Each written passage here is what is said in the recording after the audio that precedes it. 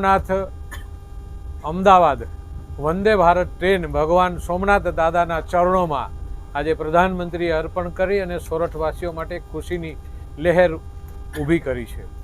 આદરણીય પ્રધાનમંત્રીનો એક નેમ છે કે મારું દેશ એ વિશ્વની અંદર સૌથી પ્રગતિશાળી દેશ હોય અને વિકસિત દેશ હોય એમના માટેના પ્રયત્નો રૂપે વંદે ભારત ટ્રેન સમગ્ર દેશની અંદર અલગ અલગ ક્ષેત્રમાં શરૂ થઈ રહી છે.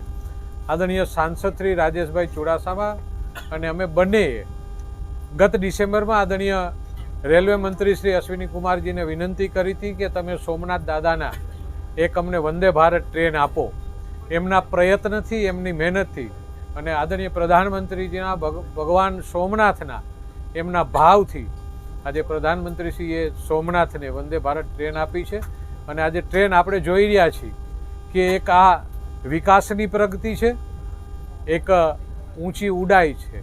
આ એક ટ્રાવેલ માટેનું નથી. આ વંદે ભારત ટ્રેન સોરઠ પંથકને એક ઔદ્યોગિક દ્રષ્ટિએ જોડવા માટે, એક ટુરિઝમ ક્ષેત્રે જોડવા માટે અને એક પ્રગતિશીલ જોડવા માટેનું આ કેન્દ્ર છે.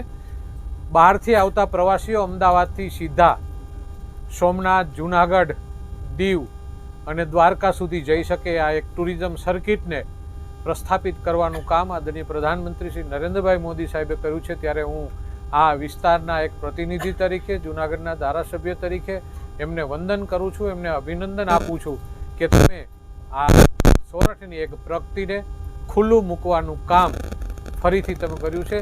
નરેન્દ્રભાઈ એક પછી એક પ્રગતિશીલ કામો. આજરોજ ખુશીનો ઉત્સવ છે.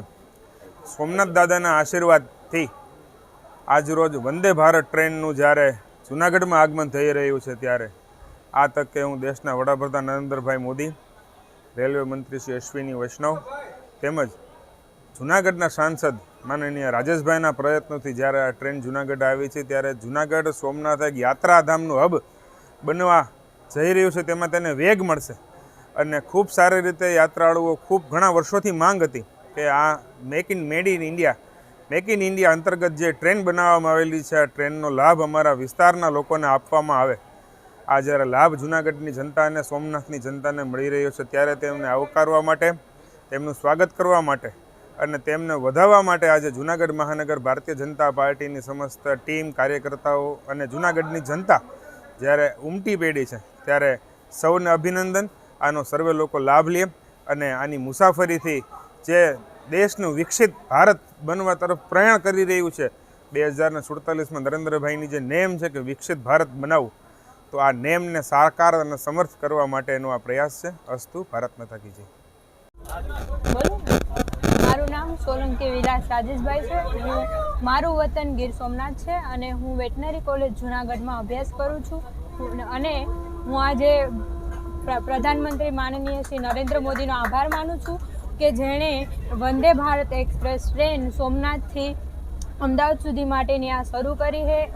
હું અને મારી કોલેજના બધા જ વિદ્યાર્થીઓ તેમજ અમારા શિક્ષકશ્રીઓ આ ટ્રેનનો આભાર માને છે અને હું ખૂબ ખુશ છું કે આ ટ્રેનમાં બહુ સારી વ્યવસ્થા છે. એ અહીંયા જે મુસાફરો છે તેના માટે જમવાનું, પાણીની વ્યવસ્થા તેમજ સારી રીતે તેમની પ્રવાસ આ પૂર્ણ થાય એવો સગવડતા સારી રીતે કરેલી છે. તો બસ હું એમ કહું છું કે આ ટ્રેન અમારા માટે સારી છે, અમારો પ્રવાસ સફળતાપૂર્વક પૂરો થાય ને હું માનનીય પ્રધાનમંત્રી તેમજ સર્વેનું હું ખૂબ ખૂબ આભાર માનું છું. જય હિન્દ, જય ભારત.